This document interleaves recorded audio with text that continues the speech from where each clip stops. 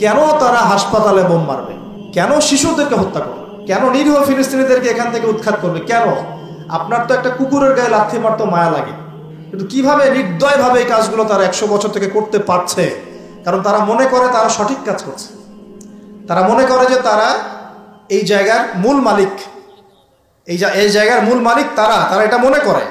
এবং তারা নীলনদ, মিশরের নীলনদ থেকে ফরাত নদী পর্যন্ত পুরো জায়গাটাকে হোলি ল্যান্ড মনে করে, পবিত্র জায়গা মনে করে। এবং তারা মনে করে যে আল্লাহ পাক তাদেরকে ওই জায়গাটা দিয়েছেন, এই জায়গায় ফিলিস্তিনিদের থাকার কোনো অধিকার নাই।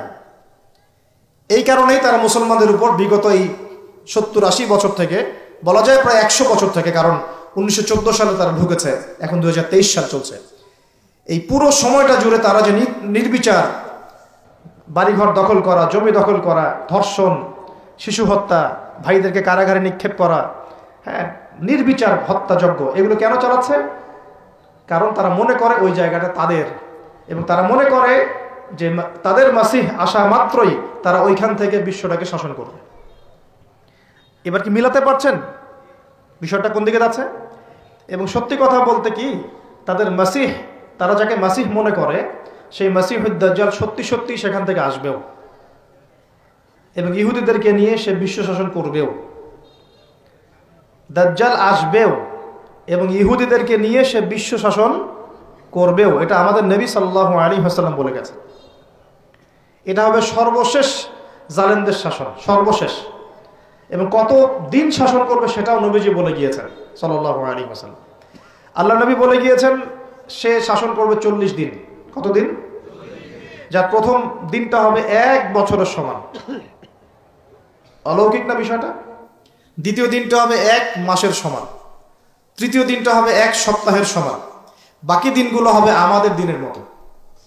পৃথিবীর সামনে এটা অপেক্ষা করছে, পৃথিবীর সামনে এটা আসা অপেক্ষা করছে মাত্র। এই যে ওদের দৌরত্ব আপনি দেখছেন জায়নিস্টদের, এটা এমনি এমনি না। এই যে পশ্চিমা মদত, আমেরিকার সাহায্য, ব্রিটেনের সাহায্য, পুরো পশ্চিমা বিশ্বের সাহায্য, এত শক্তি, এত দাপট তারা দেখাচ্ছে, যা ইচ্ছা তাই করে ফেলছে। ইচ্ছা হলে 200টা বাচ্চাকে মেরে ফেললাম, কেউ বলার কিছু নাই। আশপাশে আরব কান্ট্রিগুলো তাকায় তাকায় ফুটবল খেলা দেখছে, ঠিক আছে? সবাই সর্বোচ্চ এতটুকু বলতে পারে, আমরা নিন্দা জানাই, আমরা এর তীব্র প্রতিবাদ জানাই, দ্যাটস অল, এতটুকু। আরবের তেল সব নিয়ন্ত্রণ করে ফেলেছে, আরবের চতুর্পাশে তার প্রতিবেশী রাষ্ট্র স্থাপন করেছে, এবং প্রত্যেকটা রাষ্ট্রে সে মুনাফিকদেরকে বসিয়ে দিয়েছে। এত কিছু কিভাবে করতে পারছে? কি মনে হয় আপনাদের কাছে? এমনি এমনি নয়, এর সাথে মাসিহুদ দাজ্জালের একটা গভীর সম্পর্ক আছে। এবং দাজ্জাল এই ইহুদিদেরকে নিয়েই বিশ্ব শাসন করবে, নবী সাল্লাল্লাহু আলাইহি ওয়াসাল্লাম বলে গেছেন। আর এই ইহুদিরা নবীর যুগে কি হালে ছিল? বনু কুরাইজা, বনু কাইনুকা, বনু নাজির, এই 3টা কওমের সাথে আল্লাহর নবী নিজে সশস্ত্র যুদ্ধ করেছেন, করে ওদেরকে বের করে দিয়েছেন মদিনা থেকে। তারপর তারা খায়বারে গিয়ে আশ্রয় নিয়েছে। আলী রাদিয়াল্লাহু আনহু হাতে এই খায়বারও বিজয় হয়েছে। সবাইকে বের করার পরে নবীজি ইন্তেকালের কয়েকদিন আগে বলে গিয়েছিলেন, বাকি যারা আছে অবশিষ্ট, এদেরকে তোমরা এই জাজিরাতুল আরব থেকে বের করে দিও। কে বলে গিয়েছিলেন? এখন তার উম্মত দেখেন কি অবস্থা। চারপাশে বসে, ওই জেরুজালেমের চারপাশে আরব রাষ্ট্র রহব আছে, বসে বসে তামাশা দেখছে। 100 বছর হয়ে গেল। তো আমি এই জায়গা থেকে এখানে আসছি, ওইখান থেকেই দাউদ আলাইহিস সালাম বিশ্ব শাসন করেছিলেন। আল্লাহ পাক তাকে বলছেন খলিফা। কি করেছিলেন তিনি? আল্লাহ পাক তাকে বলছেন, ইয়া দাউদ, একটু মনোযোগের সাথে শোনেন, হে দাউদ, ইন্না জাআলনাকা খলিফাতান ফিল আরদ, আমি আল্লাহ তোমাকে এই জমিনে খলিফা করেছি। সুবহানাল্লাহ। এবং ওই জমিন বলতে কিন্তু এখন জেরুজালেম, আরদ মানে এখানে কিন্তু ওই বাইতুল মুকাদ্দাস, তিনি ওখান থেকেই বিশ্ব শাসন করেছিলেন। তোমার দায়িত্ব কি হে দাউদ? তোমার কাজটা কি? ফাহকুম বাইনান নাসি বিল হক, সূরা সাদ পড়ে দেখেন। তোমার কাজ হচ্ছে মানুষের মাঝে, অনুসারী জনগণের মাঝে তুমি ন্যায় বিচার প্রতিষ্ঠা করবে। কি করবে? তার মানে একজন, যে কেউ, একজন মেম্বার হোক, একজন চেয়ারম্যান হোক, একজন এমপি হোক, একজন মন্ত্রী হোক, একজন পিএম হোক, যাকে আল্লাহ পাক যেখানে দায়িত্ব দিবেন, খলিফা হিসেবে তার কাজ কি বলেন তো? ফাহকুম বাইনান নাসি বিল হক, সত্য ন্যায়ের মানদণ্ডে মানুষের মাঝখানে বিচার ফয়সালা করবে, বাস, এটা আপনার কাজ। নেতৃত্ব দিলে দোষের কিছু নাই, নেতৃত্ব পেলেও দোষের কিছু নাই, কিন্তু ফাংশনটা কি? একজন খলিফার কাজটা কি? আবু বকর সিদ্দিক কেমন খলিফা ছিলেন, ওমর কেমন ছিলেন, ওসমান কেমন ছিলেন, আলী কেমন ছিলেন রাদিয়াল্লাহু আনহুম আজমাইন। তারা এই আয়াতের উপর আমল করতেন, ফাহকুম বাইনান নাসি বিল হক, মানুষের মাঝখানে ন্যায় বিচার করো। ন্যায় বিচার কথা বলা হয়েছে, ন্যায় বিচার। এখন ন্যায় বিচার কতটুকু কি হচ্ছে না হচ্ছে এটা আপনারা আমার চেয়ে ভালো জানেন, আমি এসব নিয়ে কথা বলতে চাই না। কিন্তু আমাদের কাজ এতটুকুই, যাকে আল্লাহ পাক যেখানে দায়িত্ব দিবেন ন্যায় বিচার। আরো আল্লাহ বলছেন, আয়াতটা শেষ হয়নি, আরো সামনে একটু আছে। আল্লাহ পাক বলছেন ওয়ালা তাত্তাবিউল হাওয়া, ন্যায় বিচার করো এবং নিজের হাওয়া প্রবৃত্তির অনুসরণ করো না, নিজের মন গড়া বিধানের অনুসরণ করো না, নিজের প্রবৃত্তির দাসত্ব করো না। যদি করো তাহলে কি হবে? ইউদিল্লাকা আন সাবিলিল্লাহ, তাহলে আল্লাহ পাকের এই সরল পথ থেকে ওই প্রবৃত্তির অনুসরণ তোমাকে বিচ্যুত করে দিবে।